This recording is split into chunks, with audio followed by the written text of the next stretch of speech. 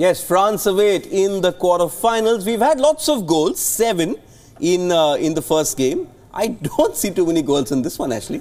No, on paper we would think that. Obviously Uruguay not conceded yet, and Portugal have conceded a lot, but they do set up nice and defensive. You know, go back to the Euro Championships that they won, they kept quite a few clean sheets, and they do get themselves organised into 2 tight banks of 4. One of the strikers will drop in, leaving Ronaldo up front on his own, so it becomes like a 4-4-1-1 as well. So nice and compact and a deep line, so you might see a little bit of a defensive, a cagey game. But like we've seen, once somebody scores, it's a knockout and things start to open up. So it's all right saying it's cagey until there's an early goal. Yes, they've relied a lot on their grit as well, Eugene, have Portugal. But as you're saying, is that the template which it's worked for them in the Euros, and that's the one they're not deviating from in this World Cup as well? Nick a goal here and there, perhaps take it to penalties? I think they understand that they haven't really got the quality that's needed to experiment other kind of formations. So like coach said, they would defend and expect a goal out of the extraordinary. Okay. Let's look at the lineups for this game then. The game which starts in about 45 minutes from now. Let's start with Portugal. And 3 changes for Portugal from the side that drew 1-1 against Iran in their last group stage game. Bernardo Silva comes in for Ricardo Quaresma. Ricardo Pereira replaces Cedric Soares at right back. And Gonzalo Guedes is preferred up front alongside Ronaldo to Andre Silva. What do you make of these changes, Ashley? Well, to be honest, the one that comes back in for Uruguay, obviously Jimenez, he scored the goal, central defender, plays with Godwin at club for Atletico Madrid. They have a real good understanding. So he had a little bit of a knock, and he was always going to come back into that side. Although they kept clean sheets, he's probably been their best defender. Him and Godwin, they complement each other. So that change was expected. Obviously, Portugal's a different story. Okay, let's just quickly go through that Uruguay lineup, which Ashley was mentioning. Just one change there. Jimenez coming back, scored a goal in the first game, if you remember. He comes in place of Sebastian Coates. Can't look beyond the 2 men up top, Eugeneson. Yeah, obviously Suarez and Cavani. Suarez looking more dangerous in the last game. And with Torreira playing, I think he can get a supply for Suarez, and hopefully Cavani chipping in as well. With those 2 guys up top, Suarez and Cavani, you expect them to get goals.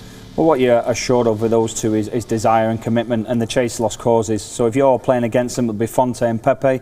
They know they're going to be in for a game. You know, they don't give you a minute's rest. Suarez, we all know what he'll do to win a game. He'll do absolutely anything, and you'll probably see that tonight. I'm not saying he's going to do anything stupid, but if he has to do something, extraordinary to try and get small percentages, small margins, he'll do that, and he'll do his best to win this match. If you look at Portugal, the idea has been get the ball to Ronaldo, don't expect him to elbow someone, not get a red card, have him on the park, perhaps he'll get you goals. But interesting battle, Ronaldo versus the 2 Atletico Madrid boys who he knows very well from La Liga. It's going to be tough for Ronaldo, up front all by himself. Obviously they've played against each other multiple amount of times, and he must know the weaknesses, and they too must be knowing his weakness, so it's going to be a tough fight for him. Break this down for us tactically, Ashley. What do you think Uruguay need to do? They've got a mean defence. They've not conceded a single goal in this entire tournament. You think that's going to change tonight? Because they're a team which is very solid from the back, and they're very organised, very compact. Can't say the same about Portugal because they've conceded a lot of goals. I think the difference being Portugal, we know, obviously, it'll be more or less like this. Ronaldo will just sit up front and he'll be partnered with just somebody in behind. The little bit of a difference, I think, with Uruguay, what they did last game, which is why they managed to score 3 goals, is they tried to set up a little bit more of a diamond. This is when they attack, when they have the ball. So they get themselves into this kind of position. Torreira will be at the bottom, Nandez will be at the side. At the top is really important, is Bentancur. He's the one that's going to try and link the balls into the 2 strikers. Obviously, Suarez and Cavani are the 2 strikers. But for me, when they don't get the ball, they'll go almost exactly the same as what Portugal do. So it can be a little bit of a stalemate, but I just think going forward, Uruguay will have a little bit more in the midfield in these kind of areas, whereas Portugal will be a little bit flatter, and you might see them just taking a little bit more opportunities and having a little bit more attacking play rather than Ronaldo feeding on bits for Portugal. You already heard the coach saying before the game that Ronaldo alone can't win it. All other 22 players have to play around him, or else we're going home. That's actually wrong, because Ronaldo can win it. We all know what he's got. It needs the other players to defend. He needs to give them stability, and he needs them to give him the supply. But if anyone gets the ball in and around the box, you think it's going to score, it's going to be Ronaldo. He has got the quality to win games on his own. people say that about Messi, it's not quite fired, but a full flying Messi does damage, and so does a full flying Ronaldo. So for me, if they don't concede, they've got a chance because Ronaldo's always capable of scoring. His great rival Messi is going home. That will fire him up to get to the next round, get one more brownie point.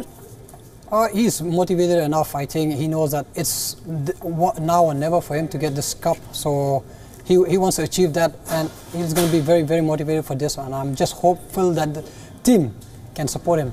Can his team support him? Can you give us a prediction? Where do you think this one's going, Eugeneson? I'm putting you on the spot. 1-0 Portugal. 1-0 Portugal. That's going to be that kind of a game? Or you think Uruguay have enough? I think this one could go all the way. We could be seeing extra time here. I think if I had to back a win, I would back Uruguay, but it would not surprise me if this is a draw, the way they're both quite defensive-minded. If it goes to penalties, that's what suits Portugal a lot. Okay, almost out of time on this edition of Theatre of Dreams. I'm quickly going to show you the schedule for Sunday. The first of the round of 16 clashes on the third Sunday of this World Cup comes from Moscow. The host Russia take on 2010 champion Spain, with both teams struggling after a disappointing end to the group phase. Russia have the home support, Spain have the pedigree.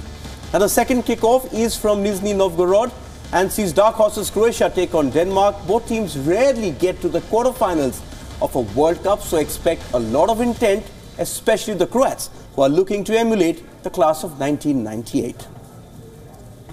With that, we come to an end of this edition of Theatre of Dreams. Lionel Messi's World Cup dreams are over, but the tournament has seen France in all their splendour, something that was missing earlier on in the tournament. Time for me to thank Ashley Westwood and Eugeneson Lyngdoh. I leave you with a programming reminder to join us at 6:30 p.m. IST on Sunday as we look ahead to those games and also reflect on the result in the Portugal-Uruguay game. They've given their predictions. Let's see how that pans out.